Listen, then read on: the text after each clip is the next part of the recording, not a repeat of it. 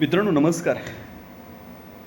मित्रांनो 2 दिवसांपूर्वी कर्तव्यदक्ष अधिकारी असणाऱ्या तुकाराम मुंढे सर यांच्या आईनं देह ठेवला, त्या स्वर्गवासी झाल्या. आणि त्याच्यानंतर बघितलं आपण, की जे मुखाग्नी दिल्याच्यानंतर दुसऱ्या दिवशी जे हिंदू संस्कृतीनुसार जी विधी होता, जी परंपरा आहे, आपल्या हिंदू संस्कृतीमध्ये जे 16 संस्कार सांगितलेले आहेत, त्यापैकी 16वा संस्कार हा अंत्येष्टी असतो. आणि तो संस्कार असणारा करायचा असतो, त्यामुळे आई-वडिलांना मोक्ष मिळतो, अशी एक आपल्या संस्कृतीमध्ये परंपरा आहे आपली आणि असं सांगितलेलं आहे.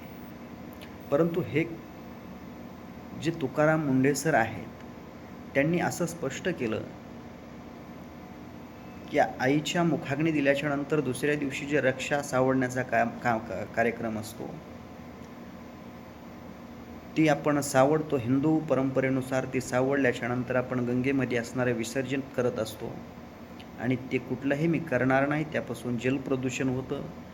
नदी असणारी जी गंगा आहे ती अपवित्र होते किंवा त्याच्यामध्ये घाण टाकल्याच्यानंतर ती रक्षा टाकल्याच्यानंतर ती जलप्रदूषण होतं, अशा वगैरे काही लोकांचं म्हणणं असतं.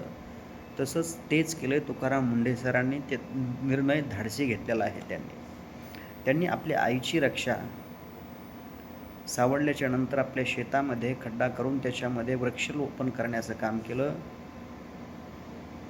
आणि त्यांचं एक असं म्हणणं आहे, की हेच झाड आपल्याला पुढे पिढ्यानपिढ्या आपल्या आईची आठवण करून देतील, मायेची सावली आपल्यावरती राहील, असं एक त्यांचं म्हणणं आहे. परंतु काही आपल्या जे हिंदू लोक आहेत, त्यांचं असं म्हणणं असतं, की हे खऱ्या अर्थानं बऱ्याच त्यांच्या पोस्टच्या खाली मी जाऊन कमेंट वाचल्या, की हे अतिशहाणा झाला, असं करणं चुकीचं आहे, हिंदू संस्कृतीला धरून नाही. परंतु मला हे सांगणारे जी खाली लोक आहेत, जे कमेंट करणारे आहेत, यांच्या आपण घरी जाऊन त्यांचे आईवडील चेक केले पाहिजे, की खऱ्या अर्थानं तो सांभाळतोय का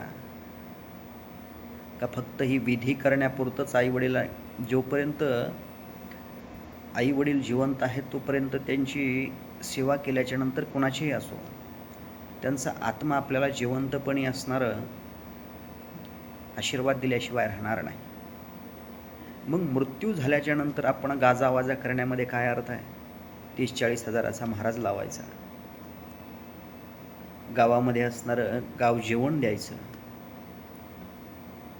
भट ब्राह्मणांना पैसे द्यायची, दक्षिणा द्यायची, हे सगळा खटाटोप करण्याचा काय गरज आहे? कारण आता बराच बदल झालेला आहे. काळाच्या कसोटीवर असणारे ग्रंथसुद्धा आपले तपासून आपण घेतले पाहिजेत. आपल्या ग्रामगीतेमध्ये संत तुकडोजी महाराजांनी तर असं सांगितलंय, की गोरगरिबाच्या लेकरांनो तुम्ही सुतकसुद्धा पाळू नका. कारण तुम्ही जर सुतक पाळलं तर तुमच्या घरामध्ये खायला काही शिल्लक राहणार नाही, कारण की तुम्ही कामावरती जाणार नाहीत.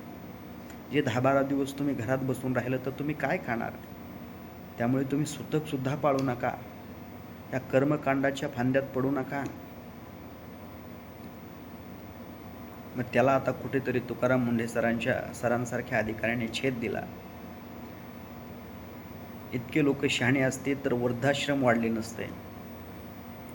आई वडिलांची काय फरफट होते सध्या आपण जर पाहिलं तर.